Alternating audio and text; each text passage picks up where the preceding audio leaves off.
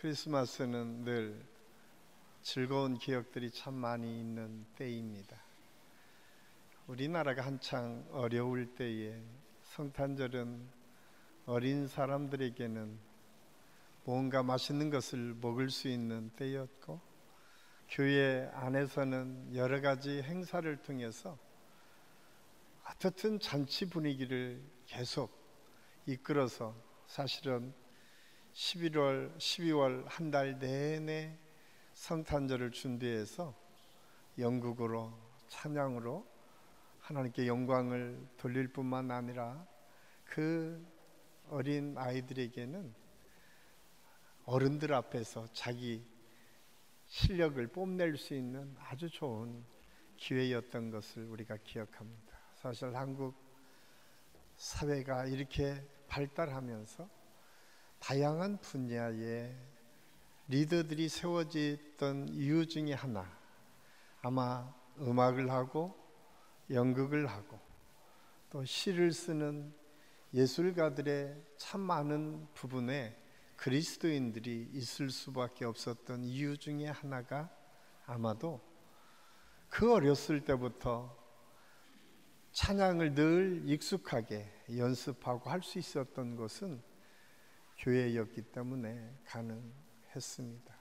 이제는 아마 사회가 더 많이 좋은 음악, 좋은 무대, 좋은 것들을 다 누릴 수 있기 때문에 그랬지만, 불과 한 40년, 30년 전만 하더라도 각 지역에 흩어져 있었던 교회 중심의 문화가 한국 사회 문화를 주도해 간 적이 있었습니다. 거기에 가장 많은 드라마로 만들어진 작품 중에 하나가 오늘 우리가 읽은 마태복음 2장 1절에서 12절까지 말씀입니다. 동방박사 세 사람이 예수님을 어떻게 경배했는가라고 하는 것은 우리 연로하신 어르신들에게는 언제나 교회에서 연극으로 보았던 내용 중에 하나입니다.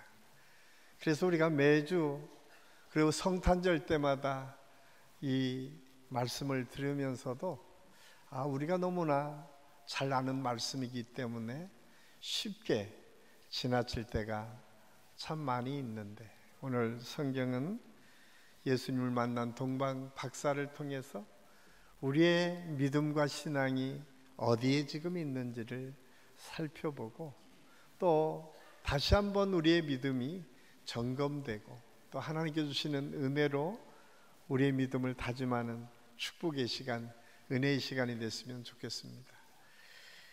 독일의 신학자 헬무트 틸리케라고 하는 분이 이런 이야기를 했습니다. 이 우주가 생긴 일에 가장 큰 기적 사건이 있다면 그것은 바로 하나님의 아들이 육신을 입으시고 이 세상에 오신 성탄의 사건이다 라고 이야기합니다. 사실 예수님이 이 땅에 오실 그때에 이 세상은 조용했지만 아마 성경에 기록된 내용을 보면 온 우주는 굉장히 분주하게 지냈던 것을 우리가 기억합니다. 예수님이 오시던 밤에 밤 하늘에서는 별들의 움직임을 통해서 매우 바쁘게 움직였다라고 하는 사실을 성경은 기록하고 있습니다. 천사들이 나타나서 메시아가 올 것을 여러 사람에게 미리 말씀해 주시는 장면들을 통해서 하나님의 구원의 계획, 예수 그리스도가 이 땅에 오시는 계획은 인간 사회에서는 별로 주목하지 않았지만 하늘나라, 하나님의 나라에서는 굉장히 바쁘게 하나님의 역사를 주도 면밀하게 이끌어 갔었던 것을 성경은 우리에게 증언해주고 있습니다. 그 중심에 오늘 동방박사 세 사람이 있었습니다. 사실 이렇게 온 우주는 이 땅에 새로운 하나님의 시대를 열어갈 위대한 메시아를 보내기 위한 작업이 있었지만, 이 땅에 삶을 살았던 인간 사회 속에서는 누구도 그분에 대해서 주목하지 않았습니다. 온 세상에 구주가 태어나셨다는 소식을 들었던 사람들도 있었지만 반응은 시큰둥했었던 것을 성경은 아주 분명하게 우리에게 말씀해 주고 있습니다. 특별히 성경에서 증가하는 이 반응, 특별히 오늘 마태복음 2장 1절에서 12절까지 말씀에 나오는 사람들의 반응도 그랬습니다. 여기에는 세 부류의 사람의 반응이 소개되어 있습니다. 가장 먼저는 헤롯 왕과 그 측근들입니다. 이들은 온 세상의 구세주가 유대인의 왕으로 오신다는 소식을 동방박사들을 통해서 듣게 됩니다. 사실 이 소식은 헤롯 왕에게는 별로 달갑지 않은 이야기였습니다. 왜냐하면 유대인의 왕으로 유다 이스라엘의 유대인의 왕이 등극한다라고 하는 것은 그에게 기쁜 소식이 아니었습니다. 왜냐하면 헤롯 왕은 유대 사람이 아니었기 때문에 그렇습니다. 그는 로마 권력에 편승해서 유대인의 왕으로 등극을 하게 되지만 그는 에돔 사람 안티파텔이라고 하는 사람의 아들이었습니다. 로마 시저에 의해서 기원전 40년에 유대 왕으로 분봉왕으로 임명을 받아서 지금 이스라엘을 통치하고 있었던 왕이었기 때문에 유대왕, 이스라엘 사람 중에 유대왕으로 누군가가 등극한다라고 하는 것은 그에게는 도전이었고 힘들고 어려운 생각을 가져다주는 소식이었음을 알 수가 있습니다. 그는 로마 황제로부터 유대를 통치할 수 있는 분봉왕의 임명을 받고 나서 어떻게 하든 유대 사람들에게 환심을 사기 위해서 여러 가지 정책을 펼치기 시작합니다. 가장 먼저는 세금을 감면하기도 하고 자기가 가지고 있었던 금그릇을 다 녹여서 그 사람들에게 좋은 일에 쓰도록 베풀기도 했습니다.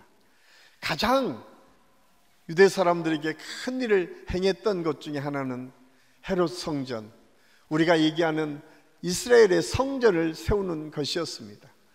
이스라엘 사람들에게 가장 중요한 핵심적인 삶의 중심은 성전 중심의 삶을 살았기 때문에 헤롯 왕이 유대인 성전을 지어서 이스라엘 사람들의 모든 마음을 하나로 모으려고 애썼던 것을 볼 수가 있습니다.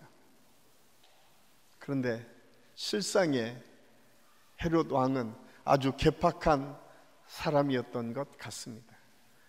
그는 자기 아내도 죽이고 장모도 죽이고 장남도 죽이고 자기의 두 아들마저 죽였던 매정한 아버지이고 남편이었습니다.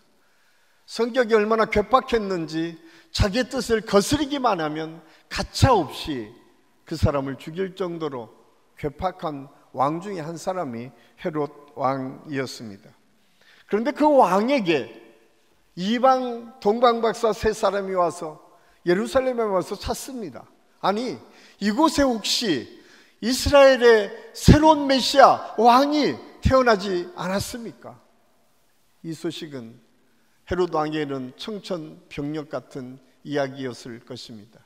가뜩이나 유대인이 아니다라고 하는 그 일 때문에 열등감을 갖고 많은 사람에게 예의주시하며 이스라엘을 통치했었던 헤롯 왕에게는 너무나 큰 위기의 말이었습니다. 그래서 그는 그 당시 대제사장들과 서기관들을 모읍니다. 그리고 이 역사 속에서 언제 유대인의 왕이 태어난지에 대해서 이야기를 합니다.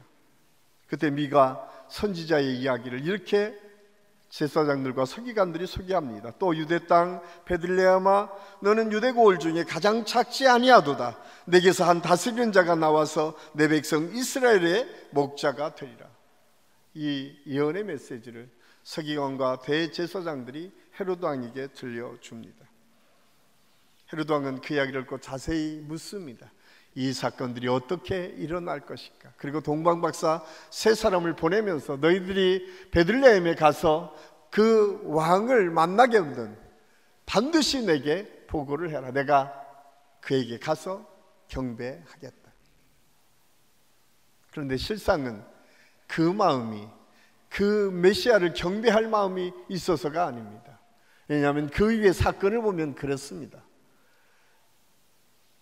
아니, 동방박사가 다시 돌아오지 않았다는 소식을 들었던 헤롯 왕, 그는 베들레헴 주변에 있었던 2살 아래에 있는 모든 아이를 살육하는 명령을 내립니다. 그리고 2살 나이에 이하에 있는 아이들을 다 죽이는 일을 합니다. 이렇게 무서운 살인극을 벌였던 헤롯 왕. 헤롯 왕은 예수님의 탄생에 대해서 아주 위협을 느꼈습니다. 자기 자리에 대한 위협이었습니다. 오늘 우리 주변에도 헤롯 왕처럼 예수님의 탄생을 자기의 기득권을 놓치는 위협으로 느끼는 사람들이 있는 것 같습니다. 우리 주변에는 예수님을 온 세상이 기뻐하기보다는 예수 믿는 사람들을 핍박하기도 하고 어떻게 하든 예수님에 대해서 그 성탄절에서 지우려고 애쓰는 많은 사람들이 있습니다. 그래서 크리스마스라고 하는 이 이름마저 다른 이름으로 불러서 사용하자고 의견을 제시하는 사람들도 나타나고 있는 것이 오늘 현대사회의 모습입니다. 세상을 할 수만 있으면 성탄절에서 예수님을 제외시키고 싶어 하는데 어쩌면 우리 한국 교회에서조차도 성탄절에 예수님보다 산타크로스 할아버지가 더 중심에 있을 때가 있다고 하는 사실을 우리가 종종 생각해 보면 우리 교회 안에서는 성탄절의 중심은 예수 그리스도이시고 이날 우리가 기뻐하는 가장 중요한 일은 온 인류를 구원하신 예수님이 오셨기 때문인 것을 잊어서는 안 됩니다. 악한 사단과 악령들은 틈만 나면 성탄절에서 예수님을 제외시키려고 합니다. 저는 우리 한신교회 모든 성도들이 우리 마음속에 성탄절 하면 먼저 떠오르는 것이 예수 그리스도, 나를 위해서 이 땅에 오시고 나를 위해서 십자가에 못 박혀 돌아가신 그분을 기억하는 믿음을 소유할 수 있기를 예수님의 이름으로 간절히 축원합니다. 두 번째로 대제사장들과 서기관들의 반응입니다. 4절에 보면 헤롯 왕이 메시아가 어디에서 태어날 것인가를 그들에게 물었을 때 그들은 메시아 탄생에 대해서 정확한 지식을 갖고 있었습니다. 미가서 5장 2절에 나타난 베들레헴에서 유대인 메시아가 태어날 것을 이미 대제사장들과 서기관들은 알고 있었습니다. 그런데 그들은 그 소식을 들었지만 그들이 먼저 찾아갈 생각은 하지 않습니다. 동방박사들이 찾아와 메시아 탄생을 말했음에도 불구하고 그들은 여전히 뜨뜻미지근한 반응을 하고 있는 것을 오늘 성경은 우리에게 말씀해 주고 있습니다. 그들은 그 놀라운 구원의 역사가 시작되었음에 감사와 감격이 있었던 것도 아니고 오히려 냉소적으로 그냥 아주 객관적인 생각으로 성탄절을 맞이하는 모습을 오늘 성경은 말씀해 주고 있습니다. 헤롯 왕에게 설명을 할 수 있지만 그 마음에는 감동이 없었습니다. 감격이 없었습니다. 혹시 오늘을 살아가는 저와 여러분의 신앙 속에 그런 모습이 남아있지는 않습니까? 성탄절에 그 감격과 감사가 우리에게 있어야 되는데 언제부턴지 우리는 습관과 형식적인 생각으로 성탄절을 맞이하고 있지는 않습니까? 한번 곰곰이 생각해 보시기를 바랍니다. 아니, 애써 그냥 성탄절은 세상 사람들처럼 축제를 이루고 무엇인가 먹고 가족들과 행복한 시간을 보내는 것만으로 그냥 성탄절을 맞이하며 살고 있지는 않습니까? 우리가 대림절 네 번째 주일인데 4주 동안 우리가 매일매일 그분의 은혜를 기억하고 감사하며 주변의 사람들에게 감사를 표하고 또 힘들고 어려운 사람을 예수님의 사랑을 가지고 돌보자라고 하는 이야기를 했을 때 여러분은 어떤 마음을 가지고 4주 동안을 살아오셨습니까? 혹시 무관심하며 살지는 않았습니까? 사단이 주는 가장 우리를 공격하는 방법 중에 하나는 무관심입니다. 신앙생활에 있어서도 가장 무서운 적도 무관심입니다. 우리가 습관적으로 신앙생활을 할 때 우리도 모르는 사이에 우리 안에 믿음이 하나둘 잘못된 믿음이거나 아니 그냥저냥 신앙생활하는 정도의 믿음으로 낮아지는 것들을 경험하게 됩니다. 어떤 사람이 아름다운 꽃밭을 보고 그런데 마음에 들지 않았습니다. 저 꽃밭을 어떻게 하든 없앴으면 좋겠는데 가장 쉬운 방법은 무엇입니까? 꽃밭을 갈아엎게 되죠. 그런데 그보다 더 쉬운 방법이 있습니다. 그냥 가꾸지 않으면 됩니다. 방치해두면 됩니다. 한 3개월만 지나면 그 꽃밭은 풀밭으로 바뀌게 될 것입니다. 우리의 믿음도 마찬가지입니다.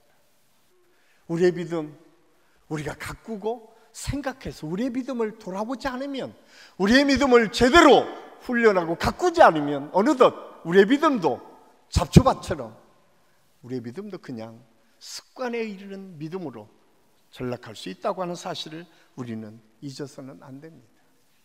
우리가 신앙생활에서 가장 큰 문제는 무엇일까요? 그것은 언제부턴가 예배 때의 감동이 없어지는 거예요. 찬양을 부를 때의 기쁨이 없어지는 거예요.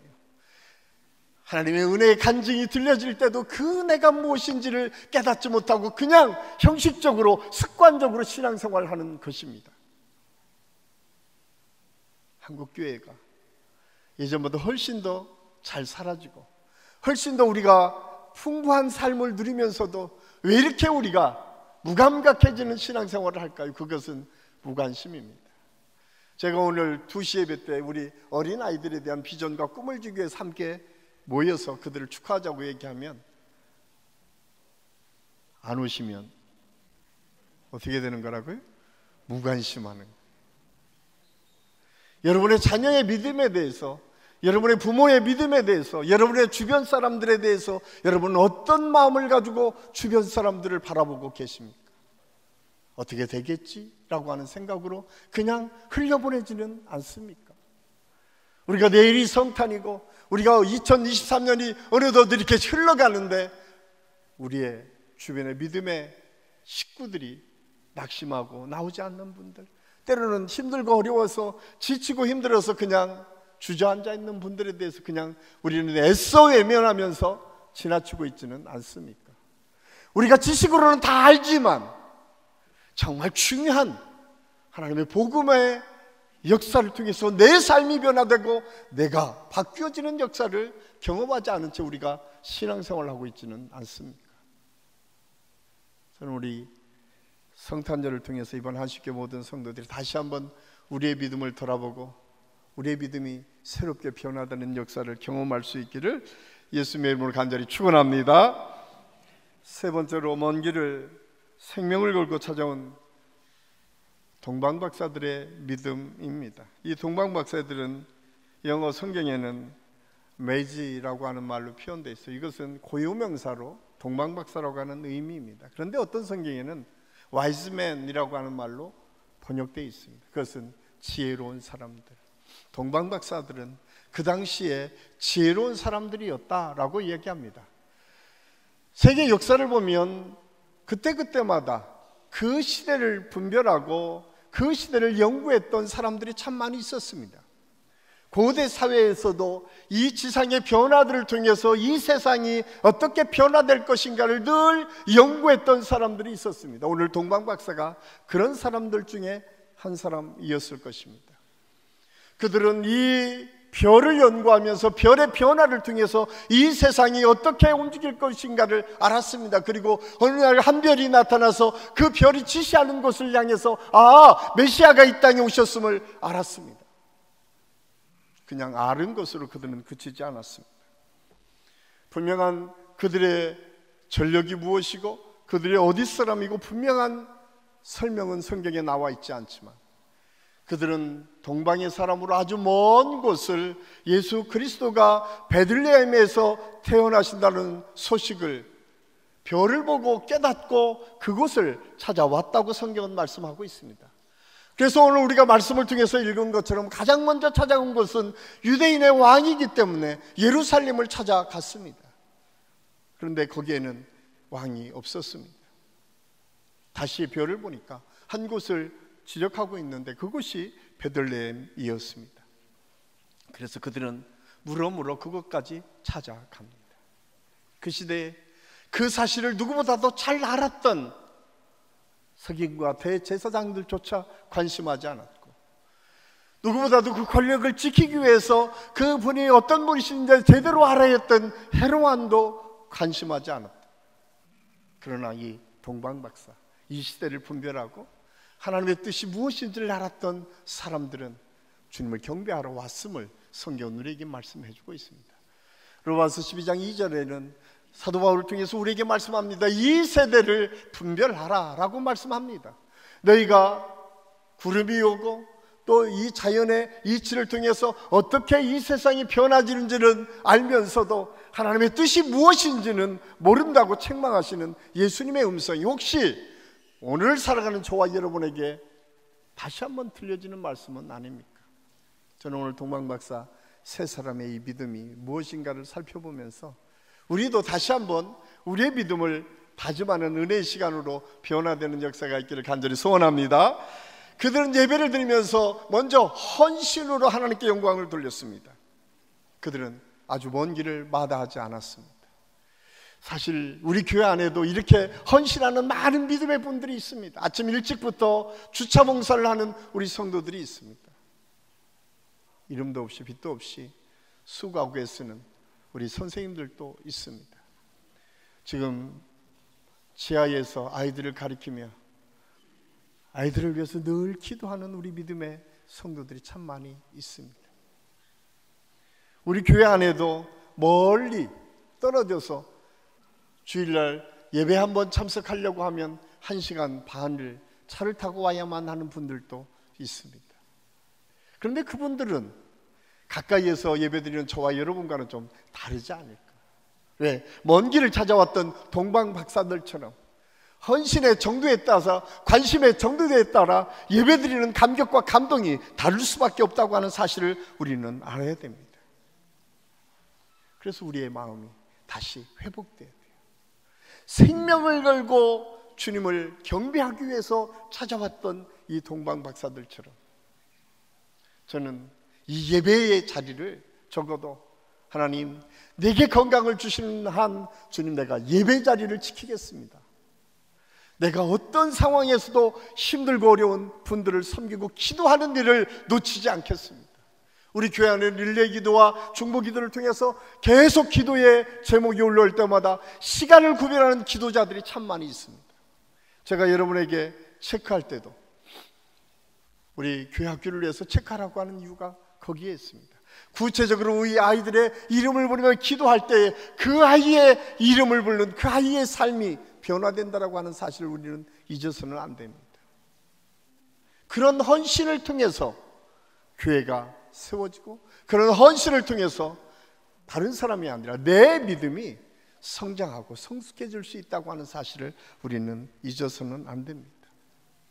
저는 우리 한신교회 안에 이런 헌신자들이 많을 뿐만 아니라 내가 그런 헌신을 통해서 믿음의 변화를 경험할 수 있기를 예수님의 이름으로 간절히 축원합니다. 두 번째로 참된 경배는 예물을 준비하는 마음이라고 했습니다. 동방 박사는 예물을 준비해서 왔습니다. 오늘 11절 말씀에 보면 집에 들어가 아기와 그의 어머니 마리아가 함께 있는 것을 보고 엎드려 아기께 경배하고 보배 합을 열어 황금과 유황과 모략을 예물로 드렸다라고 성경은 말씀하고 있습니다.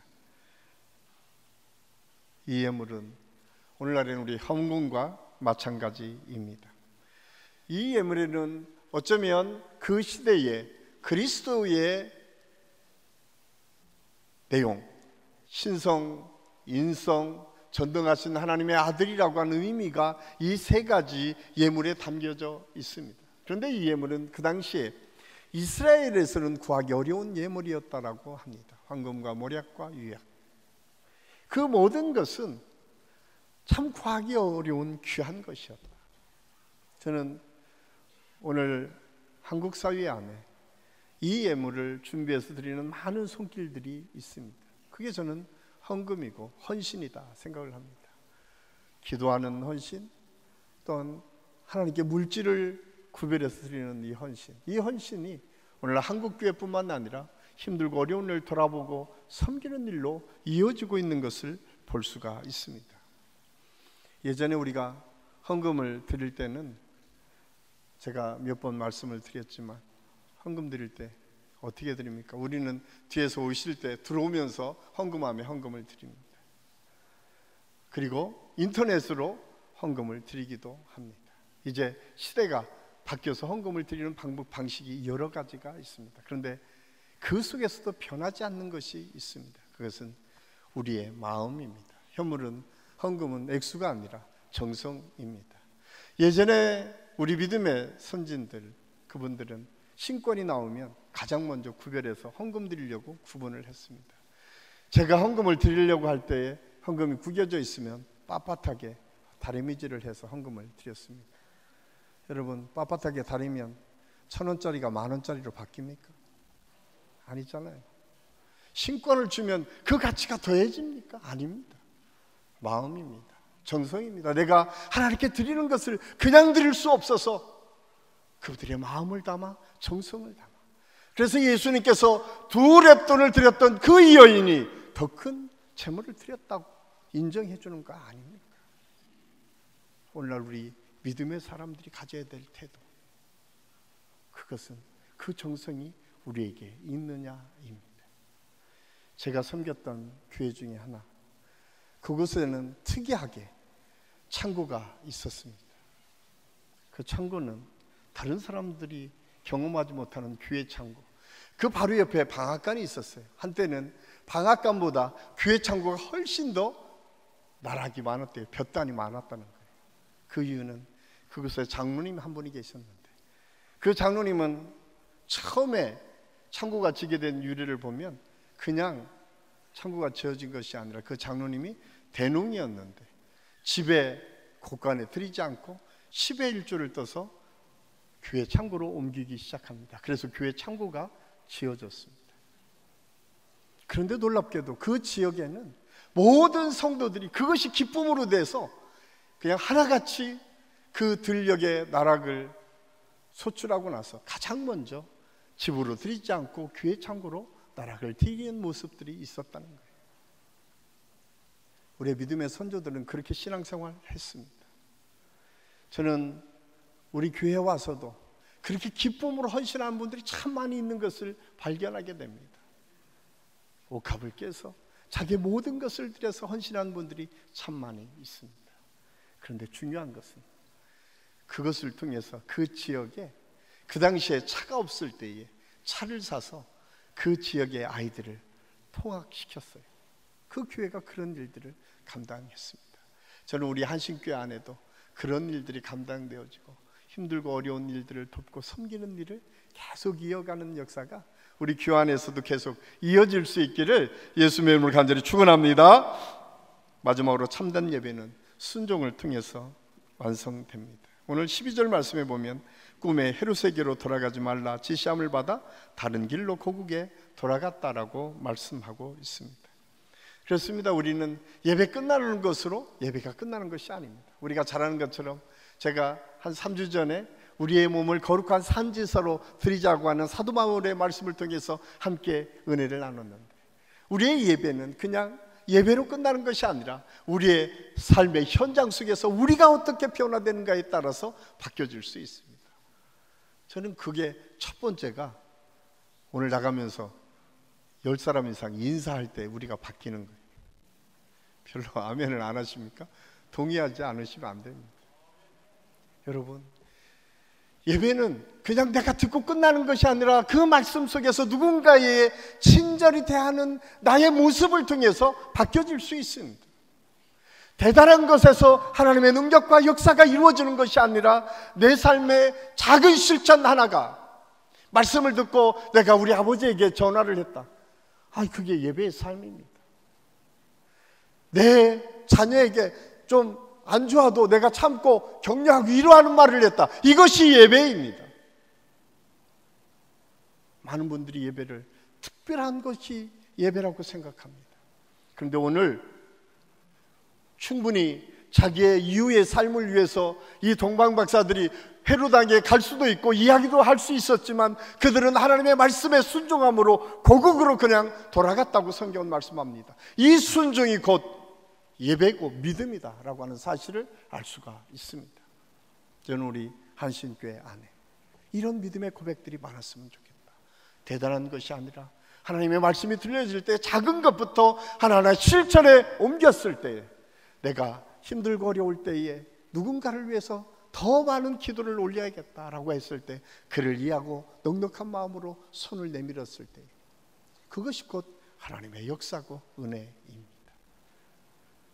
오늘은 성탄 전야가 있는 바로 전날입니다. 온 인류를 구원하시기 위해서 오신 예수님, 그분은 인간의 몸을 입고 이 땅에 오셨습니다. 전능하신 하나님께서 낮고 비천한 인간 앞에 가장 연약한 아기의 모습으로 태어나셨습니다. 스스로는 아무것도 할 수 없는 그 모습으로 우리 주님이 오셨어요. 그 전능하신 하나님. 여러분, 저는 그 말씀을 묵상할 때마다 그런 생각이 듭니다. 나는 혹시 여전히 살아서 내가 무엇인가 다 할 수 있는 것처럼 여전히 내가 누군가에 베풀 수 있다고 하는 교만과 자만심으로 내가 신앙생활하고 있지는 않은 거예요. 어쩌면 우리는 순한 양처럼 주님이 이끄는 대로 순종하며 나갔을 때 더 큰 하나님의 역사가 있습니다.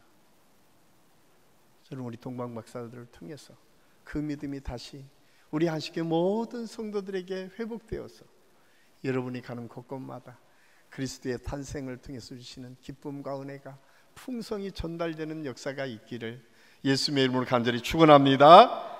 기도하겠습니다. 아버지 하나님, 은혜를 감사합니다. 오늘 말씀을 통해서 우리들이 어떻게 그리스도인으로 성탄절을 맞이하는 믿음의 삶으로 살아야 될지를 함께 생각했습니다. 성령님 역사하시고 함께 해주셔서 우리 한신교회 안에 동방박사들처럼 온전히 하나님을 신뢰하고 믿는 믿음으로 헌신하며 물질을 구별하며 또 하나님의 능력과 은혜를 통해서 하나님의 역사를 이루어가는 놀라운 일들이 우리 한신교회 안에 계속 이루어질 수 있도록 하나님께서 역사하여 주시옵소서. 오늘도 우리와 함께 하시는 주님을 찬양하오며 예수님의 이름으로 감사드리며 기도하옵나이다. 아멘.